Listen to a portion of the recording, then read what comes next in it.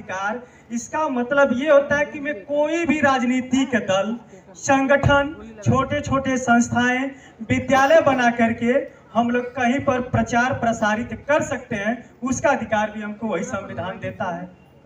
आप बताइए, जब सारा कुछ संविधान दे रहा है, अभी सारे बच्चे अपने बताए भी हैं, तो हम ये जानना चाहता हूं कि जब जो देता है वही देने वाला होता है। देवता के मतलब होता है देने वाला, ठीक है, जो देता है उसी को मानिए। जब सब कुछ बाबा साहब के लिखित संविधान के द्वारा हमको मिला, तो हम लोग उसको न मान करके हम लोग घर में दूसरी किताब रख करके उस पर हम लोग टाइम बेकार करता हूं। तो मैं ये चाहता हूं, अगर आप लोग पढ़ाई करते हैं तो आप लोग सबका जिम्मेदारी बनती है कि अपने अपने घर में एक संविधान रख लेना चाहिए। उससे क्या होगा, हमारी जो बहनें यहाँ बैठी हैं, जो छात्राएं बैठी हैं, अगर वो लोग स्कूल की तरफ जाती हैं या कोचिंग की तरफ जाती हैं, जब रास्ते में कोई लड़का उनको छेड़छाड़ करता है तो पढ़ाई डरन बंद कर देती हैं, अपने माँ बाप से कहती हैं, तो उनके माँ बाप कहते हैं बेटी बेटा एक काम करो, तुम स्कूल ही मत जाओ, तुम कोचिंगे मत जाओ, लड़के बहुत दुष्ट हो गए, बदमाश हो गए, छेड़ रहे हैं। तो हमको ये आप लोग को बताना चाह रहा हूँ कि अगर आप संविधान पढ़ोगे, घर में अगर संविधान रहेगा तो 354 के तहत उसको जेल के सलाखों के पीछे डलवा सकती हैं। जब जानकारी रहेगा तब ना। तो इसलिए बाबा साहब बोले भी थे कि शिक्षा एक ऐसी सरनी का दूध है, जो पिएगा वो दहाड़ेगा।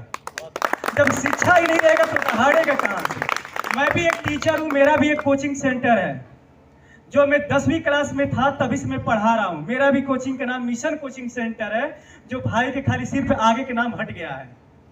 और मेरा कोचिंग 2009 में ही मैं चालू किया हूँ, और मैं 9 से लेकर के BSc तक कोचिंग पढ़ाता हूँ। मैं फिजिक्स केमिस्ट्री पढ़ाता हूँ, और UP PSSC railway competition classes math reasoning का मैं टीचर भी हूँ। और मैं साथ साथ में मैं भीम आर्मी का पूरे उत्तर प्रदेश का कार्यकारी सदस्य भी हूँ, और गोरखपुर का मंडल प्रभारी भी हूँ। फिर भी मुझे पता है, बाबा साहब बोले थे शिक्षा एक ऐसी सरनी का दूध है, जो पिएगा गुर्राएगा। इसीलिए बाबा साहब 3 मंत्र दे करके गए थे कि शिक्षित बनो। क्यों कहे थे कि शिक्षित बनो? क्योंकि संविधान से पहले हमारे SC ST OBC माइनॉरिटी के लोगों को शिक्षा लेने का अधिकार था ही नहीं। इसलिए बोले थे कि शिक्षित बनो और सही गलत के पहचान करो, और जब शिक्षित बन जाएंगे तो आप अपना हक अधिकार जानेंगे। जब आप हक अधिकार जानेंगे तो आप छीनना भी जानेंगे। इसलिए आप हक अधिकार छीन सकते हैं, इसलिए बाबा साहब बोले थे शिक्षित बनिए। दूसरा बोले थे कि संगठित हो जाइए। संगठित इसलिए कहे थे, संघर्ष करिए, संघर्ष, शिक्षित होइए, संगठित होइए। संगठित इसलिए बोले थे ताकि हमारे उस समय SC ST OBC माइनॉरिटी के लोग पैसे के मामले में, संपत्ति के मामले में आज भी बहुत कमजोर है उनके तुलना में, जिन्होंने हम लोगों को संपत्ति के रखने का अधिकार, शिक्षा लेने का अधिकार, मतलब तालाब में पानी पीने का अधिकार से दूर रखा था। उनके तुलना में हम लोग शारीरिक से, संपत्ति से, हक अधिकार से वंचित थे। इसलिए बाबा साहब बोले थे कि संगठित हो करके और शिक्षित हो करके समाज से अपना हक अधिकार को छीन लीजिए और संघर्ष करिए। संघर्ष करने का मतलब आप लोग इकट्ठा रहेंगे तो छीन सकते हैं आसानी से। और मैं 2 लाइन बस छात्र छात्राओं के लिए मैं कहेंगे, उसके बाद मैं अपनी बारी को विराम दे देंगे।